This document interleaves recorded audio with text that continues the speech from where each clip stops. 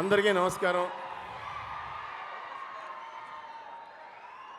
అంటే నేను చాలా చోట్ల చెప్పాను, మనస్ఫూర్తిగా చెప్పానండి నిజంగా. ఎందుకంటే నాకు హైదరాబాద్ హోమ్ అయితే తమిళనాడు టెంపుల్.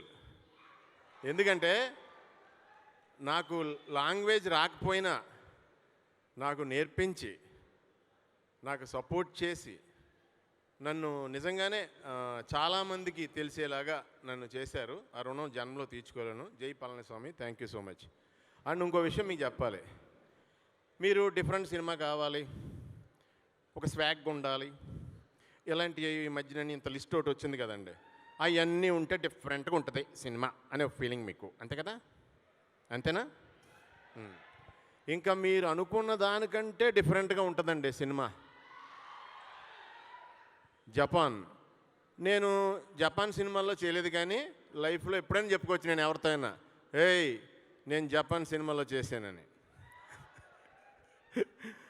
అయితే ఫస్ట్ రాజమురుగన్ గారు చాలా చాలా చాలా చాలా థ్యాంక్స్ అండి నిజంగా.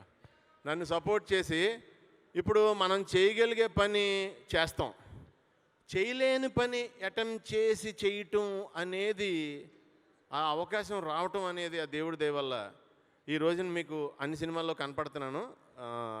అదే తమిళ సినిమాల్లో, తెలుగు తమిళ్ రెండిట్లోని కనపడుతున్నాను. ఎందుకంటే నాకు డిఫరెంట్ క్యారెక్టర్స్ చేయాలనే ఆశ చిన్నప్పటి నుంచి. సో ఆ ఆశని ఈ రకంగా చాలామంది అనుకుంటున్నారు నేను లక్కీగా ఉన్నాను అన్ని సినిమాల్లో ఇదని. యాక్చువల్గా వాళ్ళందరూ కలిపే నన్ను లక్కీ చేశారు. వాళ్ళందరూ కష్టపడి మంచి సినిమాలు తీసి నన్ను అందులో క్యారెక్టర్ ఇవ్వటం వల్ల లక్కీగా అనుకున్నారు. వాళ్ళ రుణం జన్మలో తీర్చుకోలేను. నాకు స్వార్థం ఉంటుంది, నేను చేసిన ప్రతి సినిమా హిట్ అవ్వాలని పొద్దున్న లేచిన కానీ సాయం దాకా ఎప్పుడైనా సరే ఇది అది బాగుండాలి, చాలా బాగుండాలి, చాలా బాగుండాలి అలా కోరుకుంటాను అంతే తప్ప అంతకు మించి నా చేతిలో ఏం లేదు. అయితే ఈ సినిమాలోనండి కార్తీ గారి గురించి ఒకసారి నేను చెప్పాలి. ఎందుకంటే నేను చాలామంది యాక్టర్స్తో చేశాను కదా, ఆయన ముందు ఆయన ఒక స్వాగ్ ఉంది ఈ సినిమాలో, ఒక టైప్ ఉంటుంది, బాడీ కానీ బిహేవియర్ కానీ చూపు కానీ, ఇంకా అవతలని తినేస్తారండి. అంటే ఈజ్ లైక్ ఏ మెర్క్యూరీ అండి, పాదరసం. ఏ బాటిల్లో పోతే ఆ బాటిల్లో ట్రావెల్ అయిపోతారు. ఆయన ఖైదీ లాంటి సినిమాలోని చేస్తారు, ఊపిరి లాంటి సినిమాలోని చేస్తారు, జపాన్ లాంటి స్వాగ్ ఇస్తారు. అలాగే పొన్నియిన్ సెల్వన్, PS1 PS2.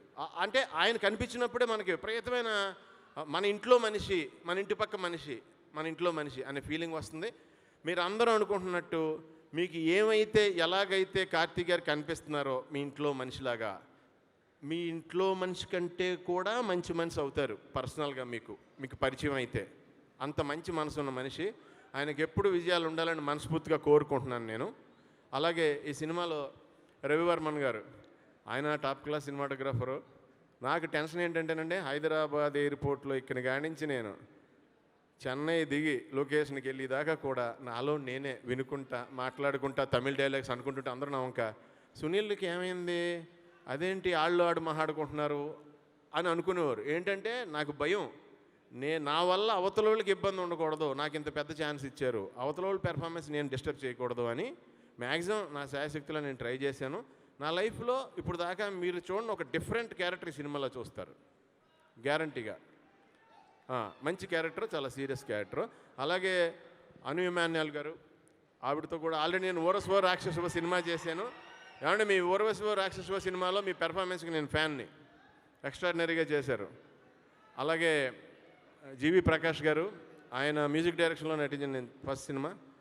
అలాగే ప్రభు గారికి సినిమా ద్వారా చాలా మంచి డబ్బులు వచ్చి, రాజమురుగన్ గారికి చాలా గొప్ప పేరు వచ్చి, కార్తీ గారికి పేరు డబ్బు రెండూ బాగా రావాలని కోరుకుంటున్నాను మనస్ఫూర్తిగా.